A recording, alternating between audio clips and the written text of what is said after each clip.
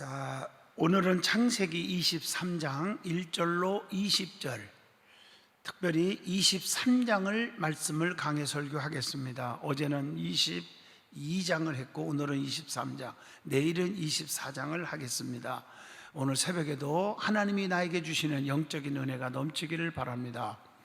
자, 오늘 23장의 제목을 하나 딱 묶어서 말하라면 사라의 죽음과 아브라함이라고 하는 제목을 줄 수 있었겠죠. 1절로 2절을 한번 읽어보겠습니다. 사라가 127세를 살았으니 이것이 곧 사라가 누린 햇수라. 사라가 가나안 땅 헤브론 곧 기럇 아르바에서 죽음에 아브라함이 들어가서 사라를 위하여 슬퍼하며 애통하다가 하는 말씀이, 여러분, 아브라함의 아내, 사랑하는 아내 사라가 죽었습니다. 127세. 사라의 죽음을 맞은 아브라함의 인간성과 신앙의 자세가 어떠했는가 하는 것이 오늘 창세기 23장을 통해서 우리에게 은혜를 주고 있습니다. 첫 번째, 1절로 2절의 답이 나오죠. 아브라함은 아주 많이 슬퍼하며 애통했다는 사실입니다. 사라는 하나님 앞에서 신실한 믿음의 여인이었음을 우리는 분명히 압니다.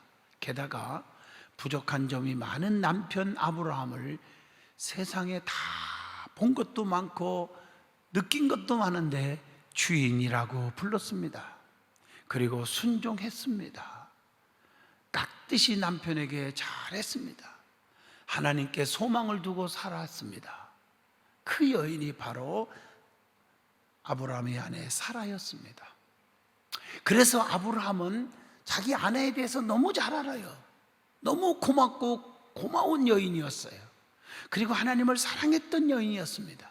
그래서 아브라함은 사랑하는 사라의 죽음을 맞아서 더욱더 슬퍼하며 애통했다고 하는 사실입니다. 우리가 질문 하나 던집니다. 부부가 험한 세상에서 하나님을 경외하며 서로 존경하고 사랑하면서 사는 것이 얼마나 큰 복입니까? 하는 얘기입니다. 이렇게 서로 존경하고 사랑하며 살던 아내가 죽었기 때문에 얼마나 마음이 아팠을까? 이 상황이 나의 경우라면 어떻겠는가라고 한번 생각을 해봅니다. 가정에서도 조금만 남편이 혹은 아내가 조금 실수가 있고 부족하다고 해서 그냥 손가락질하고 팽개치고 저주하고 욕하고 그런 적은 없었는지 다시 한번 새겨봅니다. 사라 같은 그런 마음, 선한 마음, 덮어주는 마음, 용서하는 마음, 품어주는 마음, 그리고 하나님을 존귀 여기는 마음을 또 아브라함에게 주여라고, 주인이라고 한 것처럼 그렇게 살 수 있는지 한번 생각을 해보는 대목이라고 봅니다. 두 번째, 3절로 16절입니다. 약속을 구체적으로 믿었다는 사실입니다. 자, 아브라함의 슬픔이나 애통하는 것은 불신앙에서 나오는 것이 아닙니다. 성도의 슬픔은 불신앙의 슬픔과는 좀 다르다고 봅니다. 내세의 약속을 믿었던 아브라함은 소망 없는 다른 이와 같은 슬퍼만 하지 않았다는 거예요. 데살로니가전서 4장 15절에 보면 우리가 주의 말씀으로 너희에게 이것을 말하노니 주께서 강림하실 때까지 우리 살아남을 있는 자도 자는 자보다 결코 앞서지 못하리라 하는 말씀이 있습니다. 자, 그는 하나님께서 자기 후손에게 가나안 땅을 주시겠다는 약속을 믿었잖아요. 창세기 17장 8절에 또 헷족속에게로 매장지를 구하러 갔다고 하는 사실이 오늘 본문 9절에도 나옵니다. 자, 빛과 소금으로 살았던 아브라함을 헷족속은 존경하고 있었고 또 그렇기 때문에 좋은 매장지를 거저 주려고 했습니다. 5절로 6절입니다. 이 헷족족들이 좀 선한 마음을 가지고 온 거죠. 아브라함은 그들의 호의는 고맙게 여겼지만 공짜로 얻으려 하지 않았다는 사실을 우리는 여기서 살펴봅니다. 그리고 에브론에게 은 400세겔의 정당한 값을 지불하고 사라의 매장지를 샀음을 7절로 16절을 통해서 압니다. 자, 아브라함은 존경받는 위치에 있다고 해서 거저받는 거 즐기지 않았습니다. 그는 실제적으로 돈을 주고 하나님이 약속하신 땅 매장지를 샀습니다. 이것이 상황적이고 실제적인 믿음이라고 나는 봅니다. 신앙은 실제적이고 구체적이어야 합니다. 정말 우리는 세상에서 너무 공짜 좋아하면 안 됩니다. 남의 거 거저 가지려고 하면 안 됩니다. 우리는 정당한 가치 있게 정당한 대가를 주고 해야 돼요. 오늘 많은 사람들은 집사님, 권사님, 장로님 하시는 일이니까 나에게 거저 주세요, 거저 받으려고 하고, 이런 너무 욕심부리고 그런 사람 안 돼요. 성경에 보니까 주는 자가 복이 있지 받는 자가 복이 있다고 안 했어요. 우리는 너무 인색하고 너무 공짜만 좋아하는 그런 삶을 살지 않기를 바랍니다. 정당한 대가. 전도문도 막혀요, 인색한다는 사람 때문에. 어떤 분은 길거리에서 추운 겨울날 동상 걸려가면서 할머니가 갈치, 꽁치 몇 마리 놓고 파는데 그걸 1,000원도 깎아달라고, 남는 것도 별로 없다는데도 막 거의 깎아가지고 막 사가지고, 그러고 나서 예수 믿으세요? 안 믿어요? 그럼 든든한 교회 나오세요. 우리 장양희 목사님이 계신데요, 정말 하나님 망신, 교회 망신, 목사 망신 시키는 분들입니다. 우리는 덕을 세울 줄 알아야 되고 아브라함의 믿음을 좀 본받을 수 있기를 주의 이름으로 축복합니다. 근데 제가 목회하면서 보면요, 습관적으로 뭘 공짜를 바라는 사람들이 많아요. 그렇게 살지 않기를 축복합니다. 자, 그러면 우리는 하나님의 말씀을 실제적으로 믿고 행하고 따르고 있는가 하는 질문을 던져보면서, 믿는다고 고백할 때 하나님의 수많은 약속 하나하나가 신앙생활의 양식이 된다는 것을 기억하셔야 합니다. 자, 세 번째입니다. 17절로 20절의 말씀이죠. 작은 일에도 역사성을 가졌다는 사실입니다.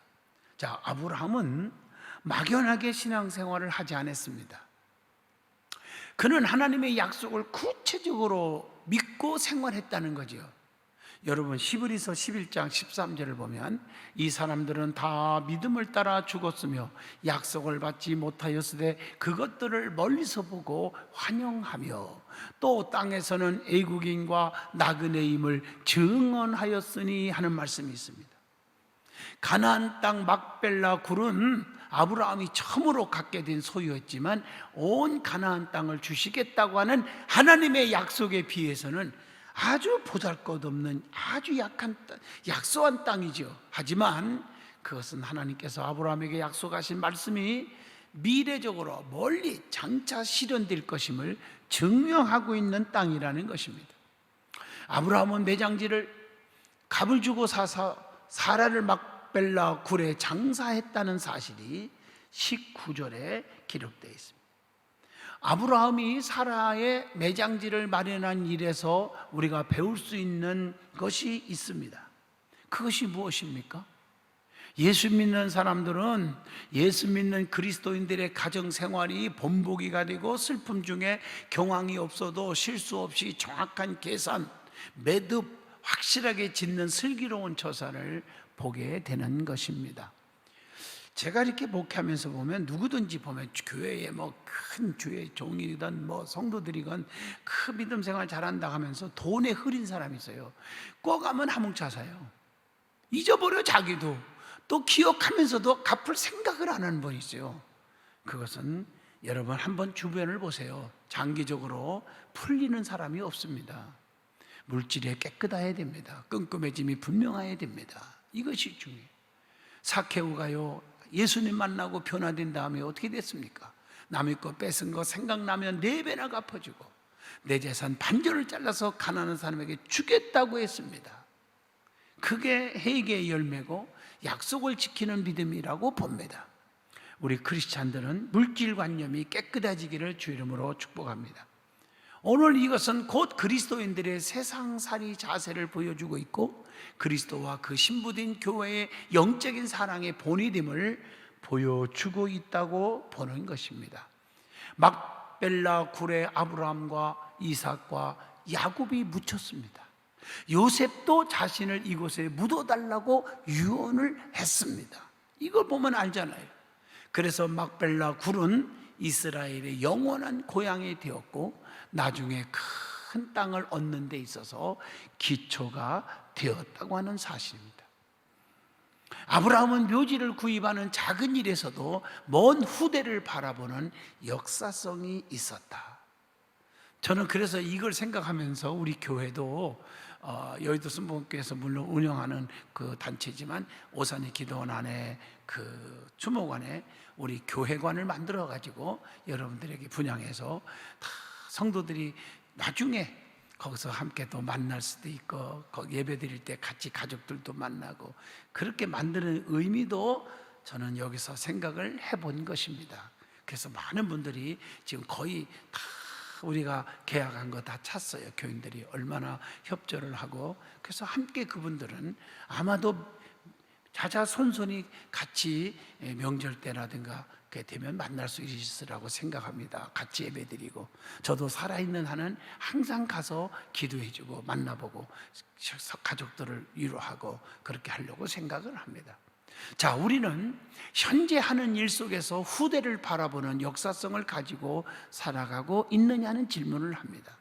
아니면 눈앞에 보이는 것만 급급하게 바라보는 어리석음을 범하고 있지는 않느냐 하는 질문을 던져보게 됩니다. 우리도 복음 안에서 이룬 역사가 비록 보잘것없고 작을지라도 먼 훗날 세계 복음화의 기초가 되도록 해야 할 것입니다. 자, 어떻든 간에 오늘 이 짤막한 말씀 속에서 우리에게 주는 교훈들을 받았습니다.